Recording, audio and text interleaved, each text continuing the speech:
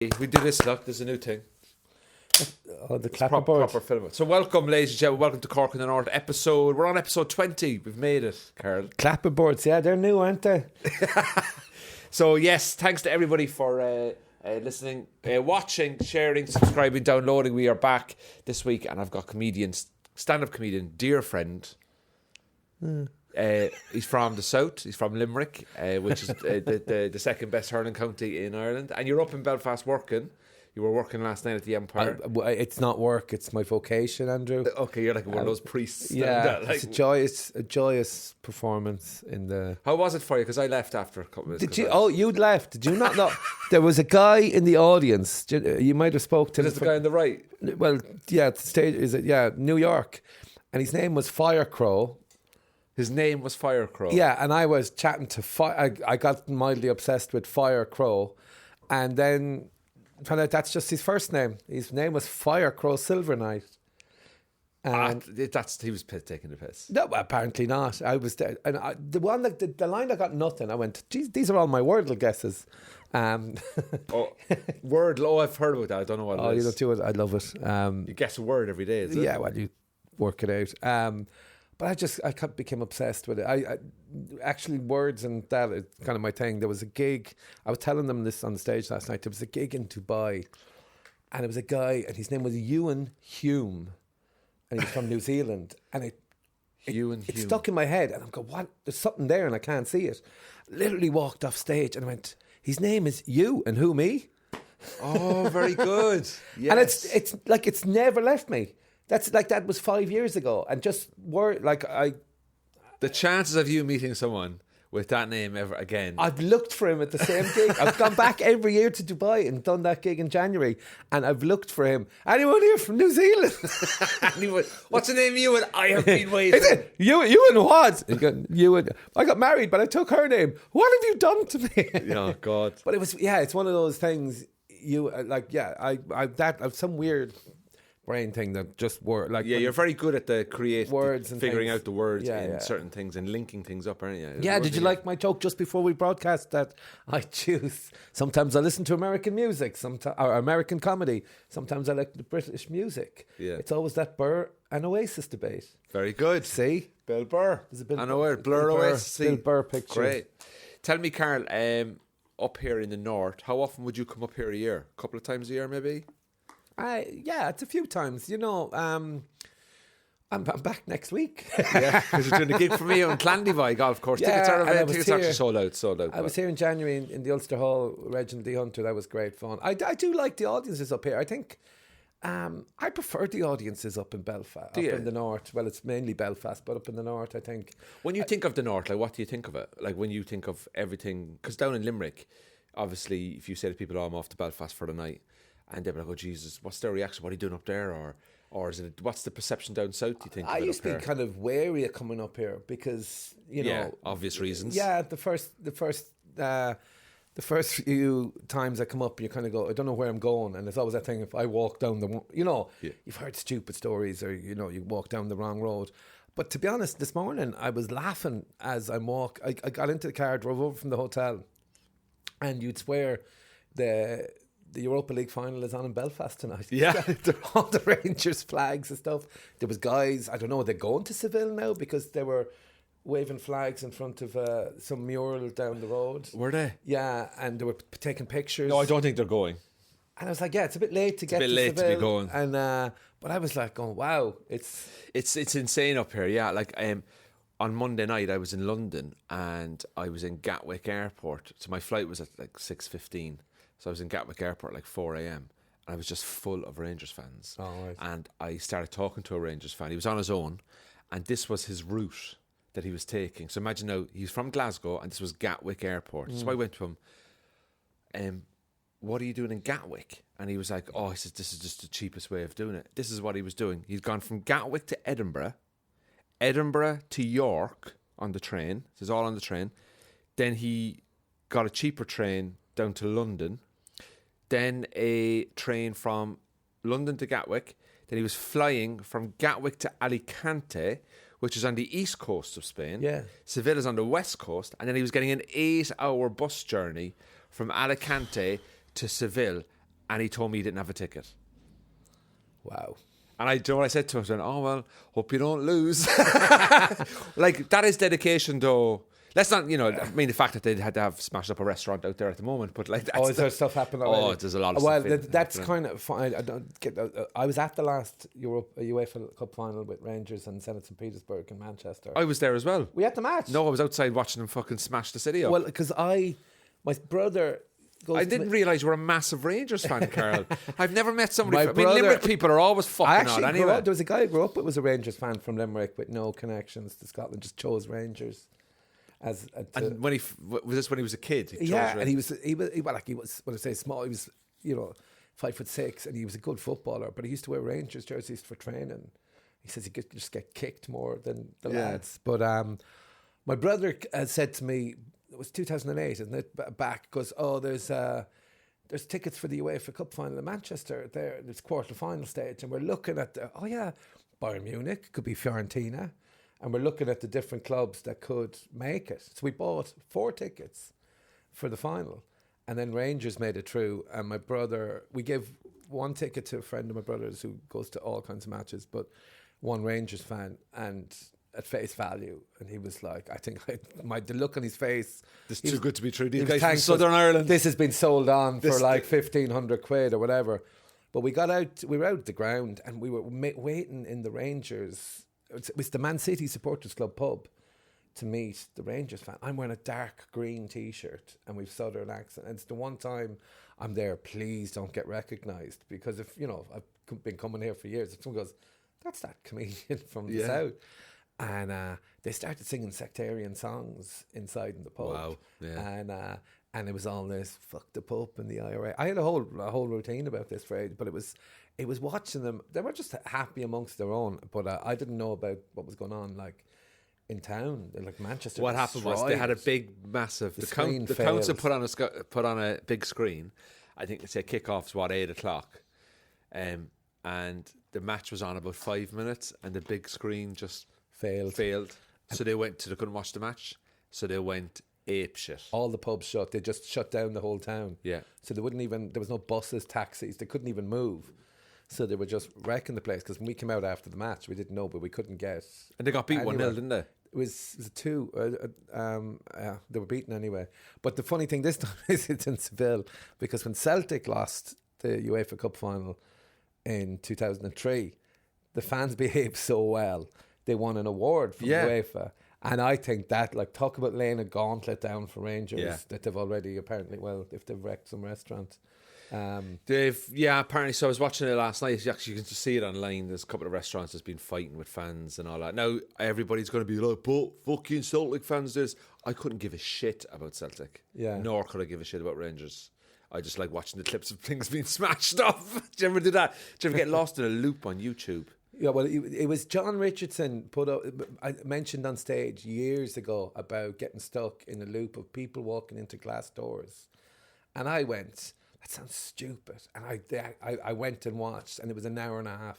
There's a video, and this is years ago. A compilation of all. Yeah, all of them, just people walking into glass, and you think, you're laughing, and then, that's a funny one. I've wasted an hour and a half. And it was literally what John had been talking about. You waste your... And I was going, that's literally good. That's stupid. Happens to me and all then the time. went in home and did what he had said. Do you know my one at the moment is that I love watching? I used to go through, I typed in one day, I don't know, it was like road rage in Russia. And it's like guys just kicking the shit out of each other for someone breaking a light or something like that, right? But there's one I'm into now, big time, and I highly recommend it. People arriving late back to their cruise ships. Okay? Already it sounds better. If you type in people arriving late to the cruise ship, so, the cruise ship pulls in at a port for 4 hours and you get off and you get 3 hours in the city, but you've got to be back at 3 o'clock to get back on the ship. You see the ship pulling away and all these people just running to get back on it. And there's a confirmation video. It goes on for half an hour, 40 minutes. And people are filming it, and it seems to be a thing apparently on cruise ships that you just see who's going to be late back to get back on it. That's brilliant. And there's people missing it. And there was one where this guy is running down this kind of pier, and he's running and running and running, and the ship is just moving and moving and moving, and he gets to the end, he's just like, why? It was just like, mate, you're 20 minutes late. That's one of my hobbies, to waste time on YouTube doing stuff like that. I remember, I think it was Ed Byrne was telling the story once of stupid things you say. He was on a plane to Canada, and he gets up at some point during the flight and runs into a friend of his. And, you know, it's like 5 hours into whatever, an 8-hour flight. And he goes, oh, when did you get on? It's just, I remember him telling, and it was just like, yeah, you just hear, you know, how you say these stupid things. When did you get on? And it was like, obviously you get on at the same time. Yeah. You know, there was no stops and there was no clink outside and someone came in a little hatch or something like that. Yeah. Do you ever like meet someone on a plane and then, or meet them, like, what I'm trying to say is, do you ever like arrive at an airport, right, and you see someone and you just know they're on your flight based on their clothes? I often do this game where I arrive in an airport, and if I'm going through security, I'll have a look around. So if I'm flying to Ireland, I mean, that's a pretty easy one. Yeah, you know the head. You know the head on them, like.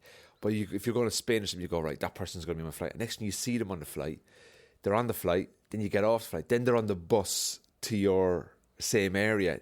They're literally with you. They're doing the same journey with you, but you don't know who these people are. I had the opposite.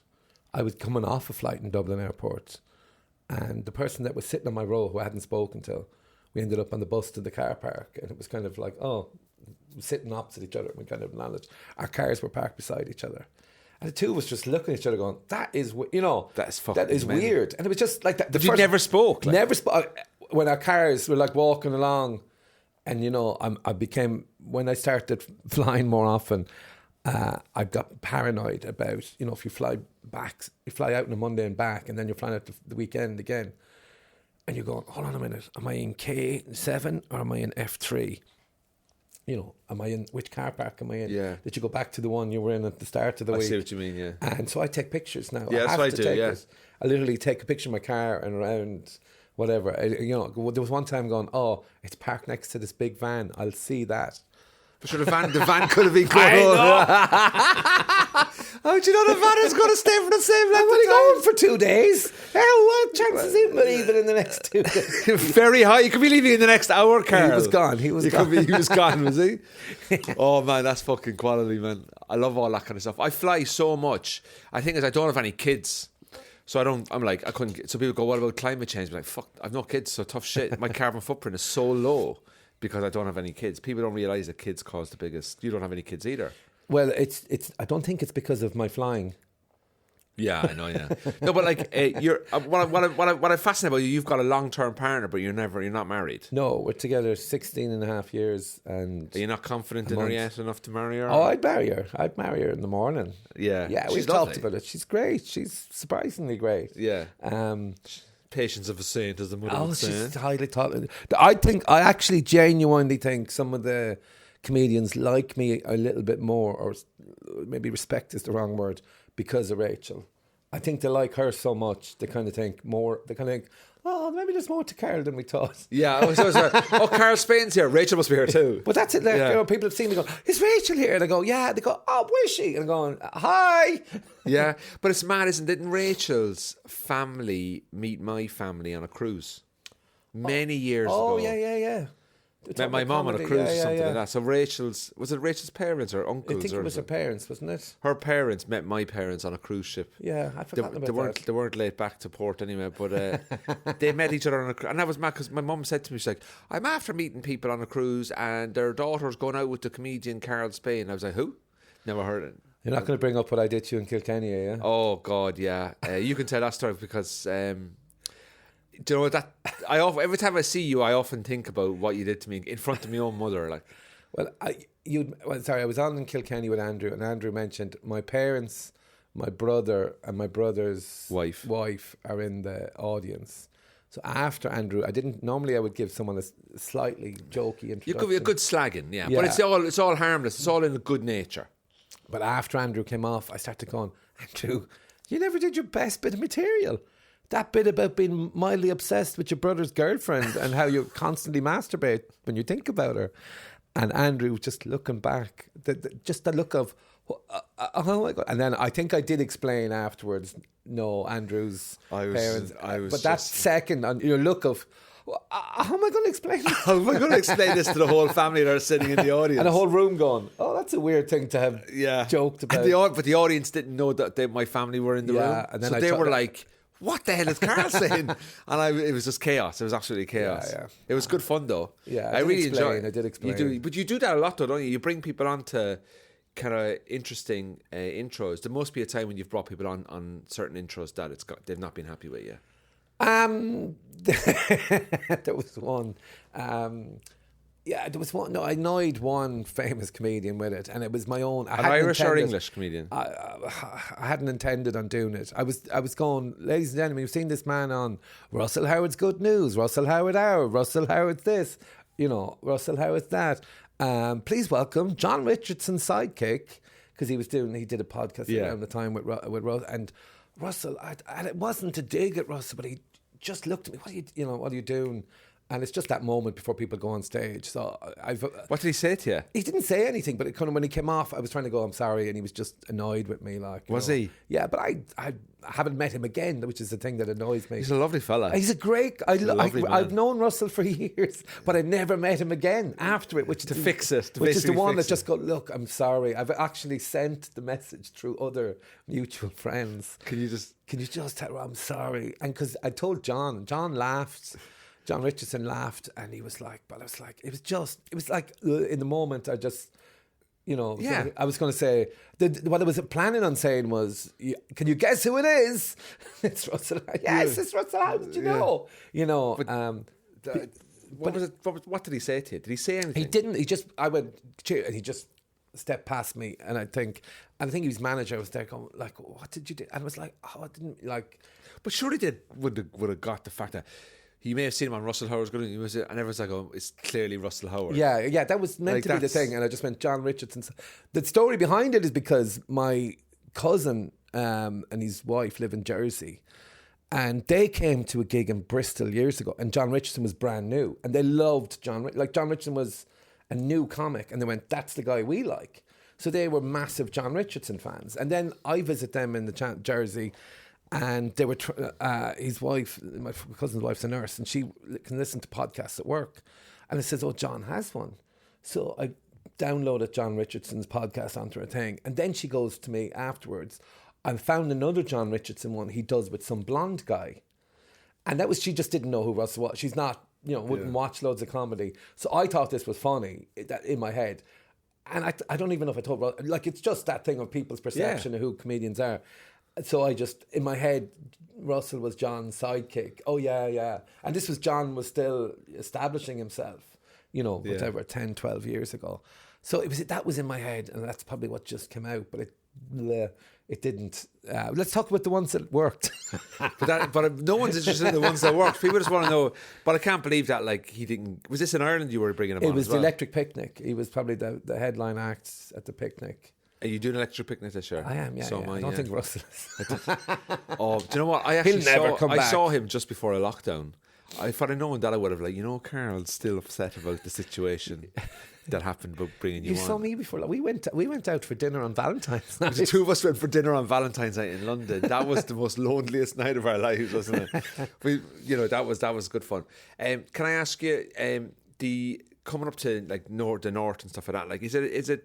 Do you find that it's more softer, more normal up here than it is down south? Because I've been down to like Dublin and Cork a lot recently, and I think everyone's kind of like got this kind of with the election that's been going on up here, that people are feeling like things are slightly starting to change. Now the Unionists obviously don't like the chickens and sausages being checked and stuff like that. Like, that's a big drama with them. They'd rather people not have healthcare because of the chickens and the sausages and stuff. But how was the reaction down south to the election up here? Was there a reaction? There was a bit, yeah. I think Sinn Fein winning is kind of... I think Sinn Fein down south kind of have just taken over the left. They're going to... Yeah, but they took over I think they replaced Labour. I think Labour were strong, the strong left-wing option. And in recent years, you've just seen... No, I think Sinn Féin, for want of a better phrase, reinvented themselves as, no, we're the left now, and Labour just more or less disappearing. So if you've left-leaning politics, it's probably Sinn Féin. And because the right-wing, traditional right-wing parties, Fianna Fáil, Fine Gael, are just, there's a little, lack of quality. I think there's they've been around, they've had it go for long enough now. Yeah, but I think there's some good politicians in Sinn Féin that are kind of winning. But they're always going to be stuck with that history tag, aren't they? Sinn Féin. Of course they will, but it's the thing is, I think they're an excellent opposition party. Everyone is, though, isn't it? Yeah, no, well, Fianna Fáil, I used to always think Fianna Fáil were better in opposition than in government because they were like... You're better on the bench than playing but the it was game. like you become a better player by not having to do it on the pitch. Because Fianna Fáil, there's always the dodgy thing that always, hey, we're here, have this. Oh, hey, we won the election. Right. Give me that. Oh, we'll kill you in local elections. Hey, general election coming up. Here, have this. Oh, and that's what they did for forever. Yeah. Like that was the Bertie way going, election coming up. Everyone's getting an extra this, and it was literally people going, yeah, we're having a great time. So the fact that like Sinn Féin are on the rise down south, I've never voted for Sinn Féin in my life. Would they be popular in Limerick now? They are popular enough in Limerick. There's a few. Your man is it Pierce Pierce Doherty? No, Pierce Quinlivan. There's a his brother was arrested for an IRA thing years ago. He was talking about trying to get away from the yeah. No, but it was he's I for those I have. I have a Jerry Adams joke that I do that I really like, and I'll do the joke. In the gym, they call me Jerry Adams because even though I've been a member for years, no one can prove it. There's no evidence, right? And I said that to him. He's a Sinn Féin councillor down in Limerick, and he's the only person I've ever just stared at me. I think Jerry would have laughed a bit more. I literally looked as if I just said a sentence, and I even went, come on.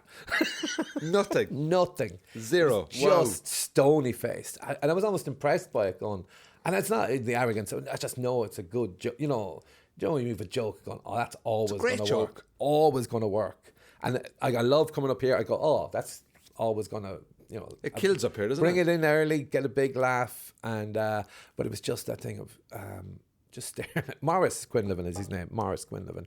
And just stared at me. And I just thought, oh my God, that's like that, to me that was almost funnier. And I went, anyway, and it was a mental health event that I was at. I was like, he's not helping my mental health. I can't believe there's people who's got family ties to the IRA are going to Mental Health Awareness Week. I'm like, you're probably caused the reason for so many mental health atrocities. He was probably doing it as his obligations, being a Limerick councillor.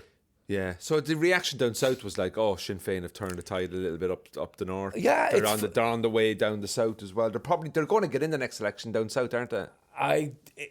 You think they won't? I think they're going to get in soon. I don't know. Yeah, maybe the next election. I think by not getting in the last time, that could have been their chance. Do you think? No. Well, they'll still be. I still think that they'll still be on the crest. Maybe the crest of that wave. It's about having enough candidates. They didn't have enough candidates the last time. They would have probably won. Sure, they're going to start more chucking seats. anyone and just get the name Sinn Féin. But I think, if you're left leaning, that's why I think you're not. Why would you join Labour? You're not going to get elected. Like Sinn Féin, you go, that machine is there, and it's coming. And I think the DUP running away it's kind of bizarre and funny. It's really bizarre up here at the moment because I don't know, like what unionist politicians stand for because they just tell you what they don't like. You know the kind of way? They're a great opposition party as well. Like it's kind of good. We just want to be part of the UK. Goes, but you are though. But every country in the world has that thing of, we want to rule ourselves. Every area, we want to rule ourselves. No. London! Yeah, I just find it increasingly kind of like where we're coming into the season now here. It's going to be my first time here because I wasn't here last summer. Is flag and marching season. Yeah. I'm very excited about going to England imagine having to leave. I'm going to imagine thinking I'm going to, well, it's not as bad as people think it is. I don't really mind it. Like, I don't really give a shit. At the end of the day, good luck to them. Like, it's nothing to do with me. But, a few people say like, oh, people do kind of get out for a while. And it's like, it's amazing that like, I've actually planned to go to England to get away from people from the UK. Which I found quite mad, like, isn't it? But it doesn't bother me at all. Like, I'm getting more interested in it up here. You know what I mean? Like in terms of, I've never been into kind of like politics or anything like that, but just even seeing like the Rangers fans at the airport, like that these are Scottish people that love the UK but fucking hate England. Like it's just weird, isn't it? It is. Yeah, the contradictions in it are funny at times. They but it's almost part of it is it's not about that. We have to say we like this because we hate the opposition. Yeah. You know, It's like if you drive down the falls here, you'll see Palestinian flags. yeah. If I you go remember down the Shankill, there'll be whatever the opposition is, whatever the other person is. well, it's that happened about 20 years ago. It was the Israel-Palestine flags, and it was actually Jackie Hamilton was there. I don't know, was it his material? Like, who was a promoter, was saying, like, I was going, what's going on? He says, well, you know, I'm sure everyone knows what the story here, but so which side are Palestinian, which side? And I was like, oh my God. And he goes, yeah, it's Brittany and Christina here as well. And he goes, and I went, no need to tell me which side are on the Brit. Go Christina. It's that crazy. It was, yeah, it's literally, you go blur Oasis, but it's that if one of them had a distinct, you know, you go, oh, I have to like that as well. But you don't like that kind of, no, I do now. Yeah, I was up in, I know what you mean. Was Christina and Brittany, were they the Celtic and Rangers of the day? Were they the big? It was the Blur Oasis. Was it was the two of them was kind of saying. The funny thing about it, I remember it was the same. I used to have a joke about Madonna and Whitney Houston, you know, in the 80s, and then it was Britney and Christina, that Madonna was seen as the bad girl and Whitney was the good girl because she went to church and all that.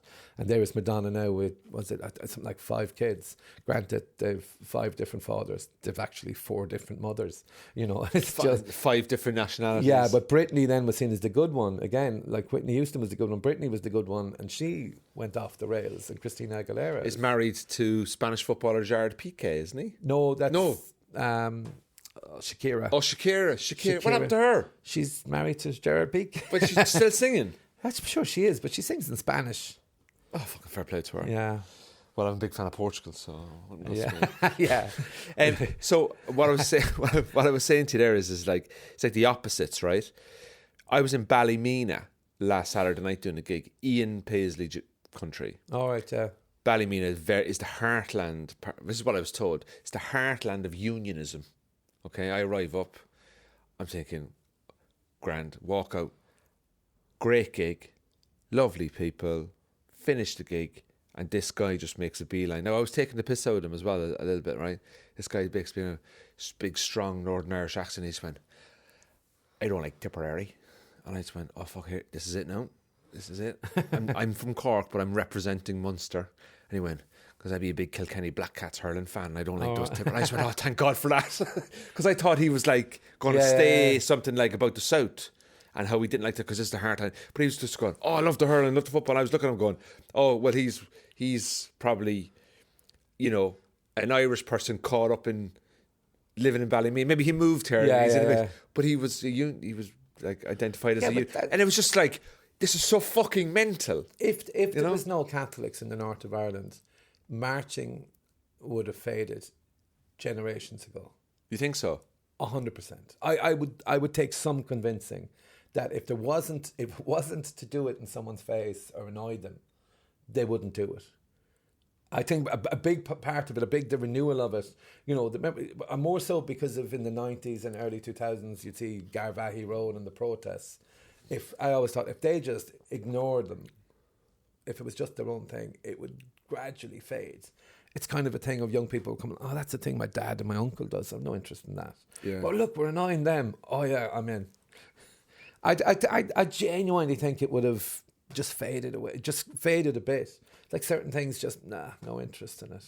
You know? But I think that's what John Hume said once. He said about Northern Ireland, like what you're saying is about people have no interest in it. Is that he said Northern Ireland or the north of Ireland it just needs time. Yeah, it needs a generation or two to get through this. So we're now like 20 odd years now past the Good Friday Agreement. It needs another 20 years maybe to get it up to, you know, kind of get rid of the old kind of people and the old way of thinking, and now all these new young people who are like, look at the vote for the Alliance, which is if you're not aligned, born in peace, and they're like, well, we're not picking a side. So the Alliance vote has gone through. I think the Alliance vote is only going to increase in the next 15 years because there's more people who are 14, 15, 16 get up to voting age. They're not aligned. They're not interested in, marching and doing all that. That's what my granddad did. Yeah. Like my granddad was in the IRA.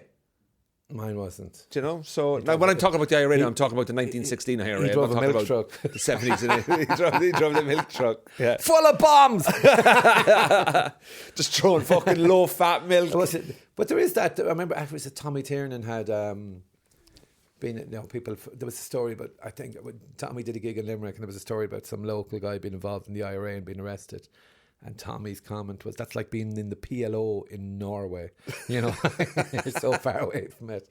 I just think again, that's 20 years ago. Yeah. One of those jokes. Well, I know my grandfather, he was in the 5th Brigade and we had a certificate of him. Stop squealing, man. Stop squealing. 1912, 1913. He was, because people kind of romanticize about that time, don't they, in Ireland and the War of Independence and bloody, 1916 Rise and all that. It's a very romantic time in Irish history, isn't it? Like the real heroes that died and all this kind of stuff. I know my grandfather was involved and he died in the 80s I think he was potentially born. I can't remember exactly the date, but like it was a young person's war back then. And then it's just changed to what it became very differently, especially up here. But do you still have your membership to the IRA? No, the Irish. I was trying to think some other, the Irish Recycling Association. Apparently, we're on the up now with green energy. We are on the up. Hi, with the Irish Recycling. Please don't do an acronym. Do you know? It'd be really funny now if somebody set up a company with IRA as the company name, like the Irish Recycling Association, or the IRA. Like, if you don't recycle, we'll come for you, or have the tagline like the IRA, Industrial Regional Agriculture. That'd be really good actually to create a new.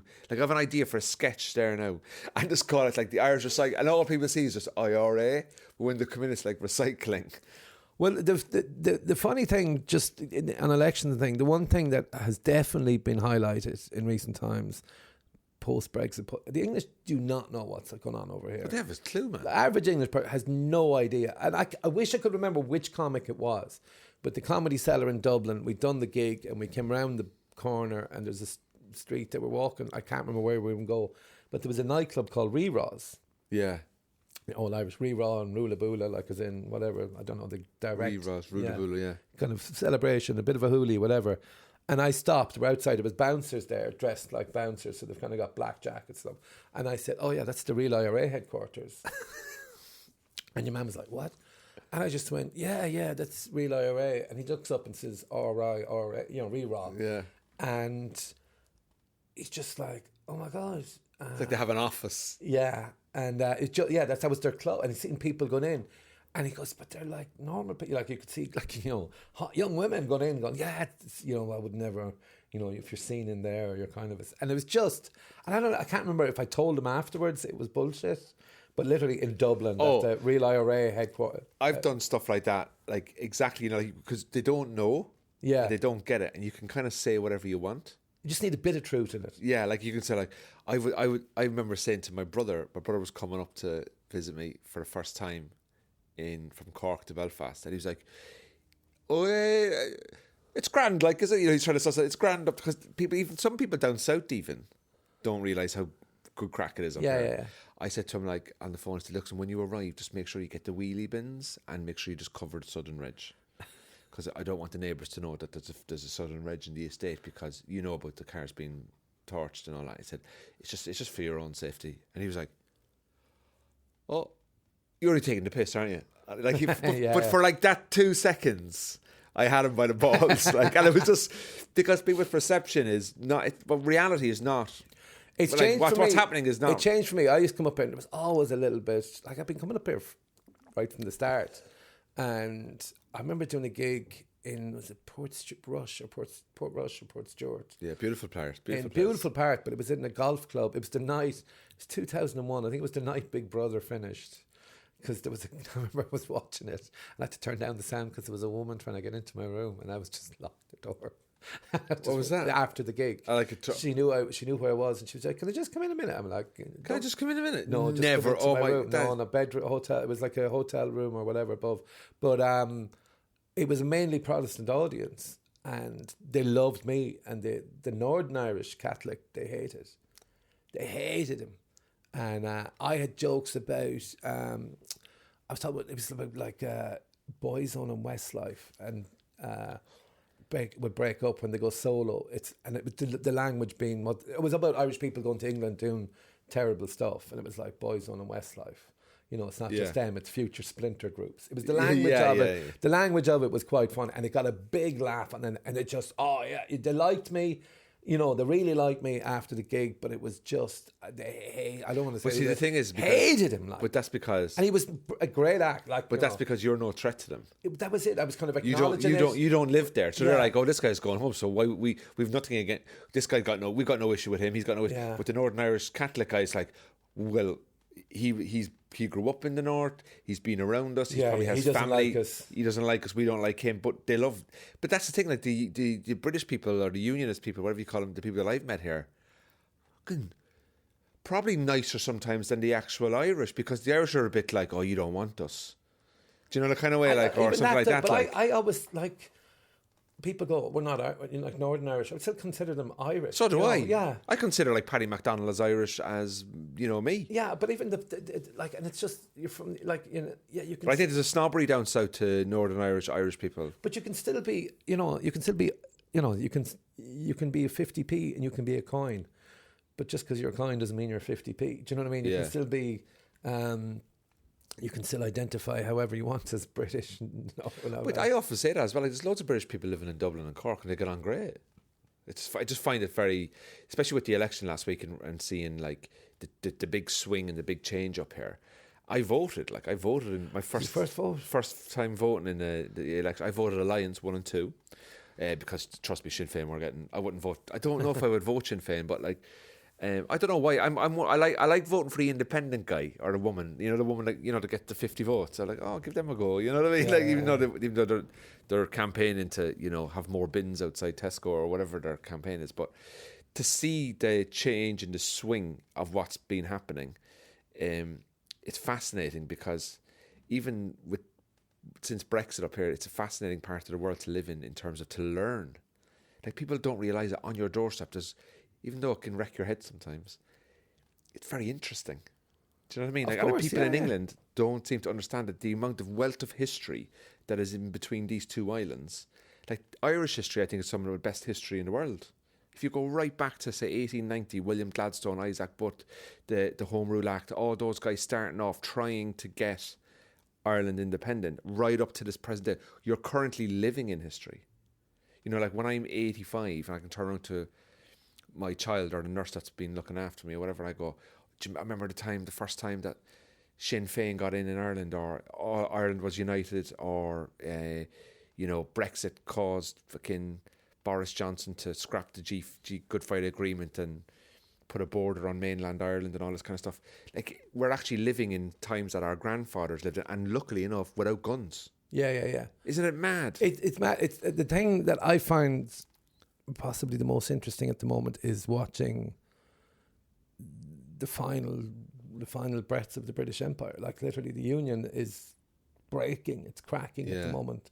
Like, Scotland having the chance to vote independent and not going, that to me was nearly more shocking than the Brexit thing. But they have a lot of quiet Tories up there. But I think it'll come back again. I think they're going, no, we need it, because I think people got disappointed. It was just that little thing of uncertainty. Whereas Brexit, that kind of... But Brexit kind of is ruined everything. But it's that thing of, it's just going to be England in the future, and England will be the source of... England will export people. They'll export people to the EU, namely Ireland. We'll have English migrant workers coming over. I'm telling you, it's like probably in our lifetime. I think Scotland will in the next generation get independent. I think In your opinion, you're in my entitled to it, opinion, yeah. I think there'll be some version of United Ireland. I don't think it'll be called that, but I think it'll be kind of a parallel. There'll be a special arrangement type thing Tax raising powers, like a federal state, like to America. kind of or appease something. everybody. There'll still be a pencil border, but it'll be there'll be conjunction with Sinn Féin probably in both governments, and they'll probably There could be like an upper house and a lower house kind of thing or something whatever like way they'll do it. But I think they'll do it rather than it being the United Ireland ruled from Dublin. I don't think that is the first solution. I think there'll be some kind of compromise element. But then England and Wales will probably be going, just let us go. that. Yeah. But let us go. But I think the end, I think Queen Elizabeth, 96, doesn't have in 5 years' time, she possibly won't be allowed. It's 5-10 years, whatever it is. Prince Harry's done a runner. We've got a potential suspected sex offender in the family as well. All those Andrews, they're all such. But I think that's done untold damage to the royalty, the Andrew thing. Where did you get the money to pay that off? From his mum, But it's taxpayers' money. Yeah, so it's inadvertently come that way. Also, the fact that Charles, which was Jimmy Savile used to say, was such a fan. I used to do a joke of, Jesus, who the hell is Prince Edward hanging around with? Oh yeah. We should just investigate Prince Edward's friends, those boys seem to have bad choices when it comes to their mates. But the Jimmy Savile thing opens up a whole other question. I don't want to, it's not a conspiracy thing but like getting knighted, getting all this sort of thing. I found it funny when Boris called out Keir Starmer for, it was the lie that Keir Starmer didn't prosecute Jimmy Savile, which is... But he wasn't in charge of that. He was nothing to do with it. Nothing to do with it. And I just went, as a comic, it's like a heckle. Keir Starmer just had to go, why are you copying his hairstyle? Do you know what I mean? The Boris has Jimmy Savile's hair. Because when he's, it's all, wavy. Yeah, why are you... And, sexual... How many kids have you got? Why have you got Jimmy's hair? Just throw it back at him. And everyone would have piled on Boris. It's like you've thrown a grenade in my lap. And Keir Starmer went, just try and get rid of that grenade. Rather than, here you go. Do you think Keir Starmer's like, he's just not... He just doesn't have the nous to kind of like just go for the... I don't know enough about it. I've seen a couple of things you think, yeah, he's fine. But Blair... the flawed man he was, you could see the politician there. A politician is a catch-all phrase, but you could see he was a better politician than a lot of them at the time. Knew what he was doing, the whole thing of bringing all the Burren Oasis into number 10 and all that, just going, that'll get the youth. That'll get the youth folk getting just whatever it takes, win the election. Now we do whatever we want, Yeah, it's always the way, It's always the way. But it was very interesting times, like especially to be living up here and to see the change in the votes and stuff like that. Like I'm finding it. But if you look back, it's like I find that it's almost an optimistic look at the future. I'm trying, because if you go back, let's say 15 years, and you say to someone, 2022, Boris Johnson will be Prime Minister. And people would just go, you're nuts if you think that moron. But it just gradually became not acceptable, but plausible. Yeah. Donald Trump will have been, like, what are you talking about? Because even during Trump's era, like, his main supporters have gone, this guy's crazy. And then go, no, he's not crazy. I have poor anyone. Like, they literally don't. The Republicans just contradict everything they've said themselves. My biggest thing I loved about Trump was when he said, we're going to put bleach into our bodies to get rid of COVID. And to just see the woman who was like the medical just sitting on the chair, and she was just like, she's probably worked, 30, 40 years in science and vaccines and diseases and all. You go, we could do that. We could look into that. We could just put bleach into our body, and the woman just remember like going, I'm in the White House and I'm just looking at the ground. Yeah. Because you have that zone in moment on someone, and the woman's just like going, is this black mirror? Yeah, the mirror or something? The story that came out about, do China have a hurricane gone? That was last week. That everyone that worked with him have come out with these stories. But the thing I find about that is, rightly or wrongly, I imagine the Trump is, the extreme. We have the extreme versions of Trump, like the people that love and hate him. It's obviously somewhere in between. He's not like a complete moron. But these stupid things, it's these stupid things that princes, that billionaires, that rich people say. Because I would say it's like being, when those people who are incredibly attractive, people don't say no to them. Yeah. Do you know what I mean? But it's that level of power. I know a few people who are incredibly attractive and they've got no coping skills when something doesn't go their way. Yeah, but you say something stupid or you do something stupid and people will make allowances for you if you're rich or if you're Prince Edward or Prince Andrew, Prince Charles, whatever, whoever messes up, whatever. No, we can sort that out. The fixers. Yeah, fixers, but the whole thing behind. I that's why I found. I'm going slightly off topic. That's why I found the whole. You mentioned Harry. I found the whole the press relating to Harry and Meghan like fascinating, hilarious at times. Like that. Just no, Meghan's a bad person.